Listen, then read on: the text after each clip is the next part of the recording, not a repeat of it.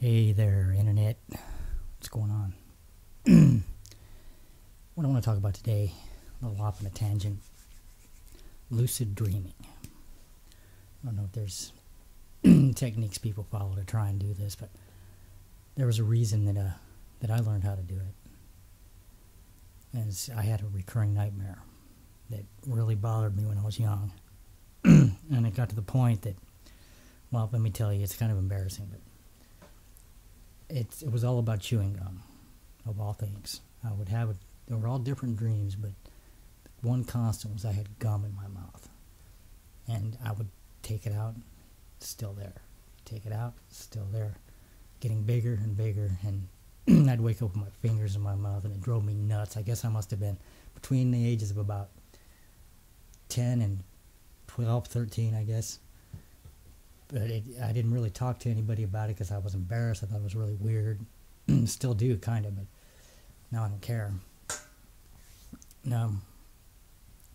But finally what happened is when I was having this, it started up, there's the gum, and I said to myself, this isn't this dream again. And that was the right there. I knew I was dreaming. And so I woke myself up. Now the downside, and it's something that I think that is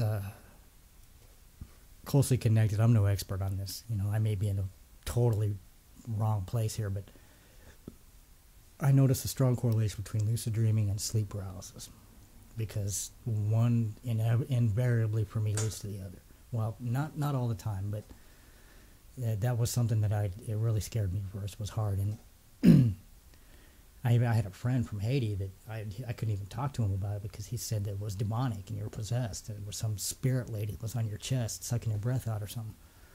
Which, hey, I'm an atheist, so I thought, well, okay, whatever. But if you want to learn to do this for yourself, there's some things that you can do.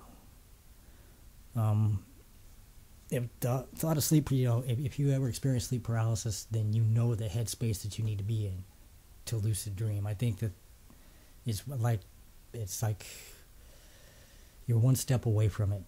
You got sleep, and then you got this space, and then you got sleep paralysis, and then you're awake. And if you can occupy, those two spaces,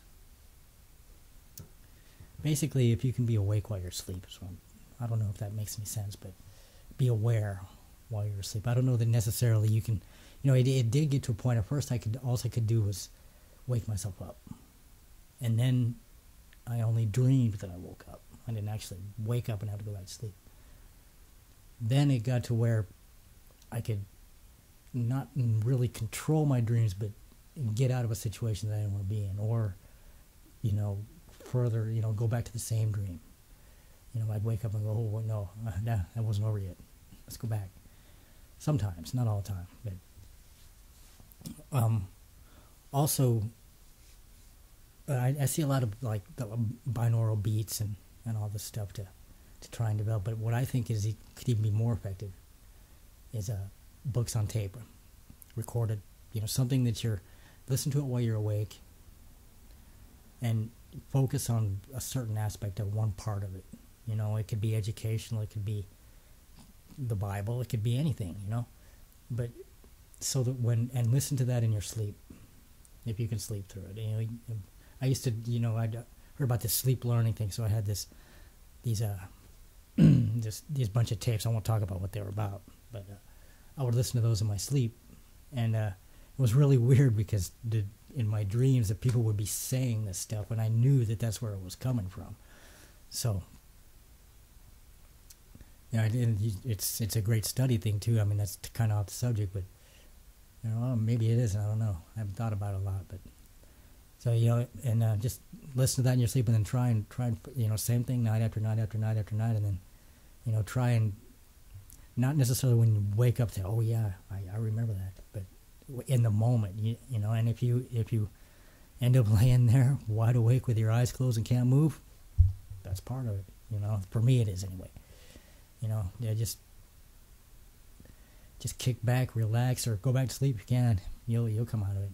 And I think it's just a bottleneck because your brain goes a lot faster than your body does, and you know. Okay, well, I guess that's really all I got to say about that. If you got any comments you want to make, please make them. If you want to hit the like button, please do that. If you feel like subscribing. Oh, and thank you to everybody who has subscribed. Sorry this video was so late, but I appreciate everything. Every view, every subscription, no matter where it comes from. Thank you, guys. In the words of Steve Vai, peace and love and good happiness stuff. Alrighty, later.